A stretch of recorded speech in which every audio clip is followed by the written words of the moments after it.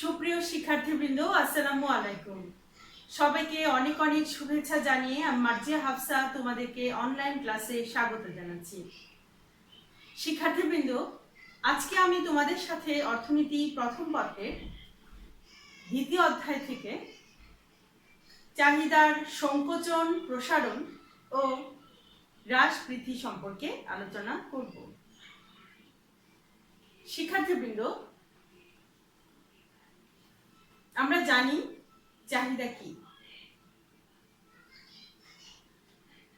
হচ্ছে, দাম কমলে বা বাড়লে চাহিদার কি অবস্থা হয় সেগুলো আমরা জানি। তারপরেও আমি তোমাদেরকে আবারও মনে করিয়ে দিচ্ছি, কোনো নির্দিষ্ট সময়ে নির্দিষ্ট দামে কোনো দ্রব্যের যতটুকু ক্রয় করতে প্রস্তুত ক্রেতা, কোনো দ্রব্য ও সেবার যতটুকু ক্রয় করতে প্রস্তুত তাকে কি বলে? সে দ্রব্যের চাহিদা। সুপ্রিয় শিক্ষার্থীবৃন্দ, কোনো দ্রব্য যদি আমরা পেতে চাই, সাধারণভাবে আমরা বলি যে হচ্ছে কোনো দ্রব্য পাওয়ার আকাঙ্ক্ষাকে আমরা চাহিদা বলি। কিন্তু অর্থনীতির ভাষায় তোমরা জানো যে হচ্ছে কোনো দ্রব্য পাওয়ার আকাঙ্ক্ষাকে চাহিদা বলে না।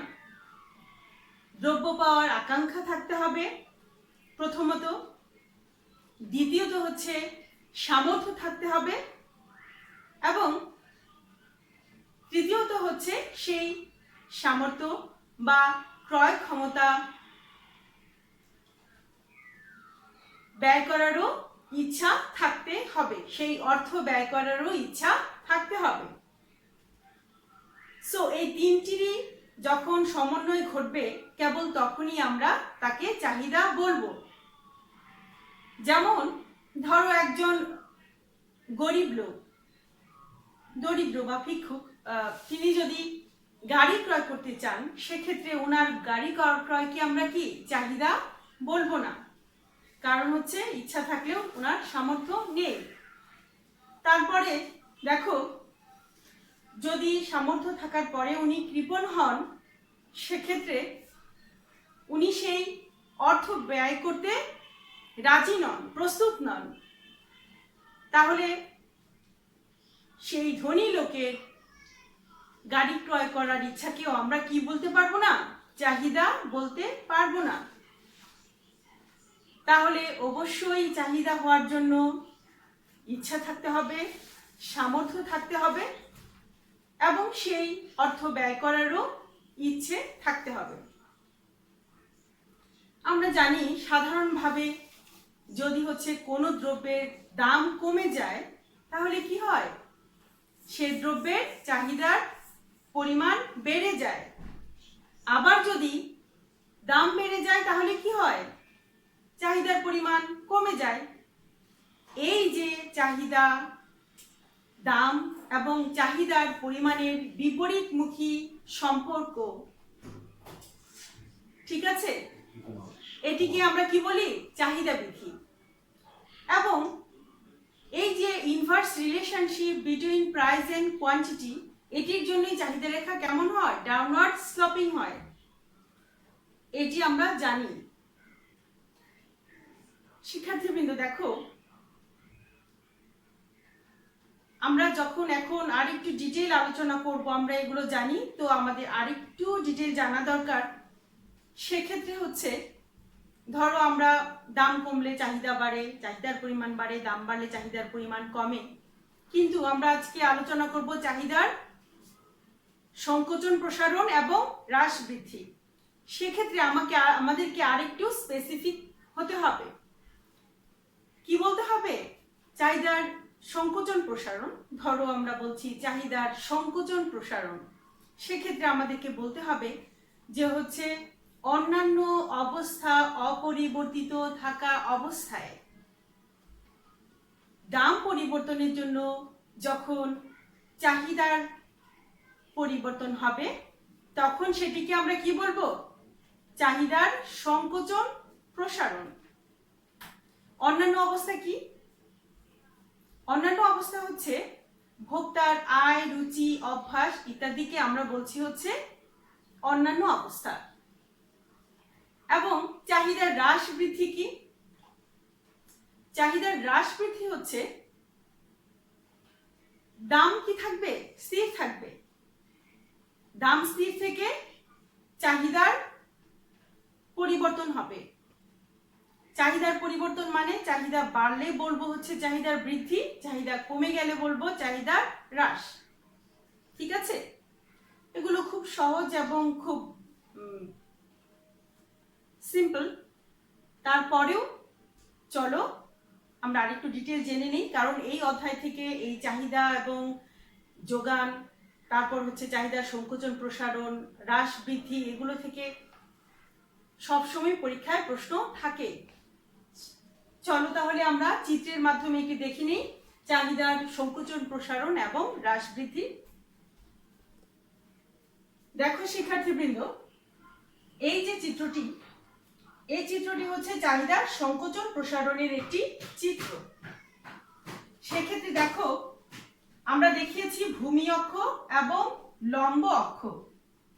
ঠিক আছে শিক্ষার্থীবৃন্দ? তো ভূমি অক্ষে আমরা দেখাচ্ছি চাহিদার পরিমাণ এবং লম্ব অক্ষে আমরা দেখাচ্ছি দাম, এক্স দ্রব্যের দাম এবং এক্স দ্রব্যের চাহিদার পরিমাণ। শিক্ষার্থীবৃন্দ, আমি তোমাদেরকে শুরুতেই বলেছি চাহিদার সংকোচন প্রসারণ হচ্ছে শুধুমাত্র দাম পরিবর্তনের জন্য চাহিদার পরিবর্তন। অন্যান্য অবস্থা অপরিবর্তিত থাকা অবস্থায় যদি দাম কমে যায়, দাম কমে যাওয়ার ফলে চাহিদা যদি বেড়ে যায়, তাহলে সেটাকে বলবো চাহিদার প্রসারণ। এটি হচ্ছে ডিডি রেখা। ডিডি হচ্ছে চাহিদা রেখা। ডিডি চাহিদা রেখায় এ এবং বি দুটি বিন্দু।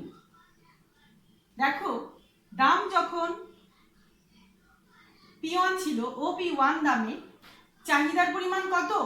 OQ1। কিন্তু ধরো দাম কমে গেল, P1 থেকে P2 হয়ে গেল, সেক্ষেত্রে চাহিদার পরিমাণ বৃদ্ধি পেয়ে কি হলো? Q2 পরিমাণ হলো, OQ2 পরিমাণ। ঠিক আছে? সেক্ষেত্রে এই যে দাম কমে যাওয়ার কারণে চাহিদা বেড়ে গেল, সেটিকে বললো হচ্ছে চাহিদার প্রসারণ। সেটিকে আমরা কি বলি? চাহিদার প্রসারণ। আবার ঠিক উল্টোভাবে যদি দাম বেড়ে যাওয়ার কারণে চাহিদার পরিমাণ কমে যায়, সেটিকে আমরা কি বলবো? চাহিদার সংকোচন। চাহিদার প্রসারণের বেলায় এ থেকে বি বিন্দুতে চলে গেল, দাম কমে যাওয়ার কারণে চাহিদা বেড়ে গেল। আবার চাহিদার সংকোচনের বেলায় দেখো চাহিদার পরিমাণ ছিল OQ2, তখন দাম ছিল OP2 পরিমাণ।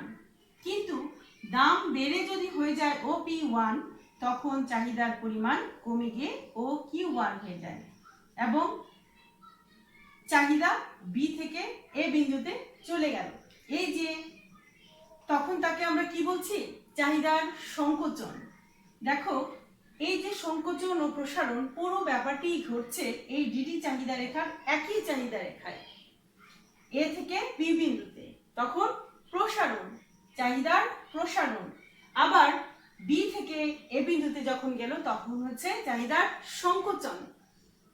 এই যে একই চাহিদা রেখায় দাম পরিবর্তনের জন্য চাহিদার পরিবর্তন হলো, তাকে বলে মুভমেন্ট অ্যালং দ্য কার্ভ বা চাহিদার সংকোচন প্রসারণ বা চাহিদার নড়াচড়া।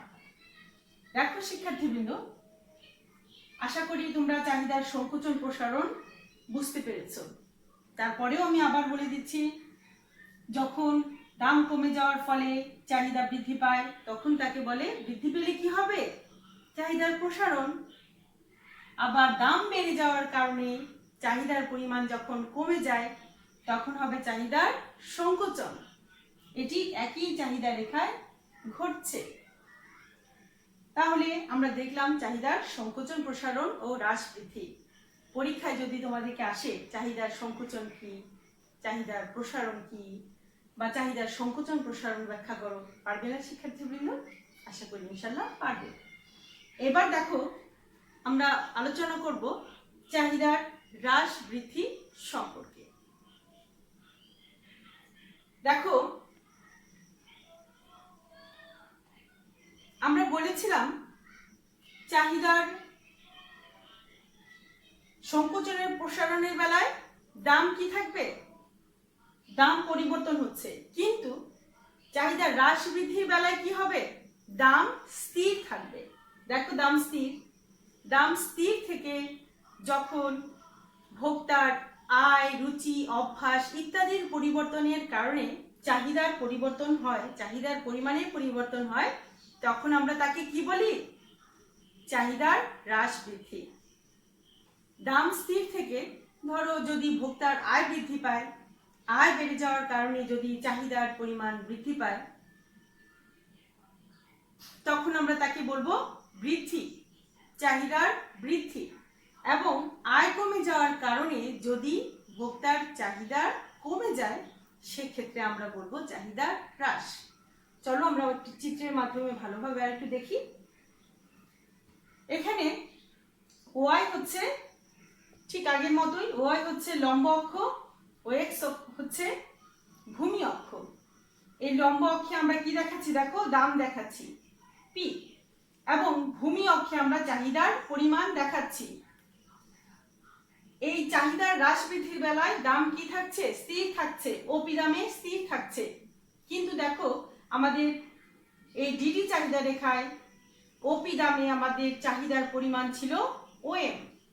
ধরো এখন ভোক্তার আয় বেড়ে গেল, আয় বেড়ে যাওয়ার কারণে কি হবে, তার চাহিদা বেড়ে যাবে এবং চাহিদা রেখা ডান দিকে স্থানান্তরিত হয়ে যাবে। দেখো, আমার মূল চাহিদা রেখা ছিল ডিডি এবং পরিবর্তিত চাহিদা হচ্ছে D1 G1।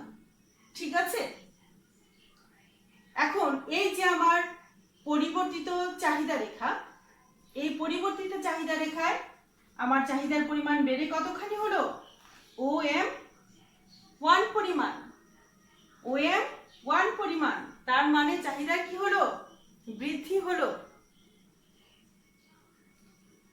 ঠিক আছে, তাহলে হচ্ছে আমি আগের চাহিদা রেখা ডিডি চাহিদা রেখা আমি এ বিন্দুতে ছিলাম, এবং DD1 চাহিদা রেখায় আমি পরিবর্তিত চাহিদা রেখায় আমি কোথায় যাচ্ছি, বি বিন্দুতে। তাহলে সেখানে আমার চাহিদা হচ্ছে বৃদ্ধি ঘটলো, দাম কিন্তু এখানে স্থির। আবার দেখো, এই চাহিদার হ্রাস বৃদ্ধি আমরা একটি চিত্র দিয়েও দেখাতে পারি, তারপরেও আমি তোমাদেরকে দুটো চিত্র দিয়ে দেখাচ্ছি। দেখো, এই চিত্রে দেখো, ওয়াই অক্ষে হচ্ছে দাম দেখাচ্ছি, ও এক্স অক্ষে চাহিদার পরিমাণ দেখাচ্ছি। দেখো, এই যে ডিডি হচ্ছে আমার মূল চাহিদা রেখা। এখন ধরো ভোক্তার আয়টা কমে গেল, আয় কমে যাওয়ার কারণে চাহিদা রেখা কি হবে, বাম দিকে স্থানান্তরিত হয়ে যাবে, DD1। ঠিক আছে, তখন এই যে আমার পরিবর্তিত চাহিদা রেখা, তখন কি হবে, দেখো এই বি থেকে আমি চাহিদা হ্রাস পেয়ে এতে চলে আসবো। তখন আমার চাহিদার পরিমাণ কি হবে, আমার আগের চাহিদা যখন ডিডি চাহিদা রেখা আমি ছিলাম, তখন আমার চাহিদার পরিমাণ ছিল OM1 পরিমাণ। কিন্তু আমি যখন আমার পরিবর্তিত চাহিদা DD1 চাহিদা রেখায় চলে আসলাম, তখন আমার চাহিদার পরিমাণ কমে গেল, দেখো OM পরিমাণ হয়ে গেল। তার মানে দেখো, আমার বা ভোক্তার আয় হ্রাসের কারণে, আয় কমে যাওয়ার কারণে চাহিদা কমে গেল। তাহলে আমরা এটিকে কি বলতে পারি, চাহিদার হ্রাস। সুপ্রিয় শিক্ষার্থীবৃন্দ, দেখো আবার আমি বলি, দাম স্থির থেকে, দেখো এখানে কিন্তু দাম স্থির, চাহিদা হ্রাস আমি দেখাচ্ছি, দাম স্থির, ওপি দাম স্থির, দেখো, কিন্তু চাহিদার পরিমাণ বৃদ্ধি পাচ্ছে। কেন, আয় বৃদ্ধির কারণে চাহিদা বৃদ্ধি পাচ্ছে। তো চাহিদা আবার আয় হ্রাসের কারণে, আয় কমে যাওয়ার কারণে চাহিদা কমে যাচ্ছে। তো চাহিদার হ্রাস বৃদ্ধি কি, চাহিদা হ্রাস বৃদ্ধি হচ্ছে দাম স্থির থেকে ভোক্তার আয়, রুচি, অভ্যাস ইত্যাদির যে কোনো একটি পরিবর্তনের কারণে চাহিদার পরিমাণের পরিবর্তনকে আমরা বলছি চাহিদার হ্রাস বৃদ্ধি। ঠিক আছে? চাহিদার বৃদ্ধি ঘটলে, চাহিদা বেড়ে গেলে, চাহিদার বৃদ্ধি কমে গেলে চাহিদার হ্রাস। আবার সংকোচন প্রসারণের বেলায় কি অবস্থা দেখো, অন্যান্য অবস্থা স্থির থাকবে, স্থির থেকে শুধুমাত্র দাম পরিবর্তনের কারণে চাহিদা বেড়ে গেলে চাহিদার প্রসারণ, কমে গেলে চাহিদার সংকোচন। সুপ্রিয় শিক্ষার্থীবৃন্দ, আজকে চাহিদার সংকোচন, প্রসারণ এবং হ্রাস বৃদ্ধির আলোচনা এই পর্যন্তই। আশা করি তোমরা বুঝতে পেরেছ। দ্বিতীয় অধ্যায় থেকে আমরা তোমাদেরকে আরো অনেক ক্লাস নিব। দ্বিতীয় অধ্যায়টি অত্যন্ত গুরুত্বপূর্ণ। অর্থনীতির সকল ধারণা ব্যাখ্যা করতে গেলে আমাদের এই দ্বিতীয় অধ্যায়ে ফিরে আসতে হয় বারবার, এবং দ্বিতীয় অধ্যায় সম্পর্কে খুব সহজ, দ্বিতীয় অধ্যায়ের সমস্ত কিছু অত্যন্ত সহজ, কিন্তু দ্বিতীয় অধ্যায়ের এই সকল বিষয় সম্পর্কে স্পষ্ট ধারণা থাকা জরুরি। ঠিক আছে? কারণ অর্থনীতির সকল কিছুই মোটামুটি এই দ্বিতীয় অধ্যায়ের বেসিক কনসেপ্টগুলো দিয়ে ব্যাখ্যা করে থাকি বা ব্যাখ্যা করা যায়, এবং পরীক্ষাতেও তোমাদের দ্বিতীয় অধ্যায় থেকে সবসময় একটি প্রশ্ন থাকে। আর তোমরা হয়তো লক্ষ্য করবে শিক্ষার্থীবৃন্দ, তোমাদের পুরো সিলেবাসটি আমরা আবার নতুন করে অনলাইন ক্লাসের মধ্য দিয়ে কমপ্লিট করার চেষ্টা করছি। তোমাদের কথা আমরা অত্যন্ত গভীরভাবে ভাবছি, তোমাদের কিভাবে ভালো হবে, কিভাবে তোমাদের মঙ্গল হবে, কিভাবে খুব সহজভাবে সুন্দরভাবে সেই পড়াগুলো বাসায় বসেই শেষ করতে পারো, এবং সেগুলো খুব ধারাবাহিকভাবে সুন্দরভাবেই তোমরা হয়তো ক্লাসগুলো খেয়াল করলে দেখবে যে সাজানো আছে।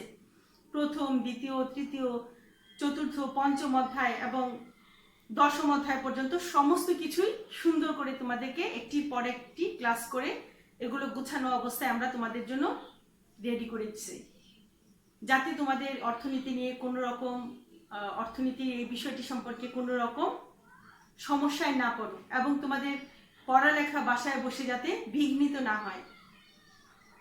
সুপ্রিয় শিক্ষার্থীবৃন্দ,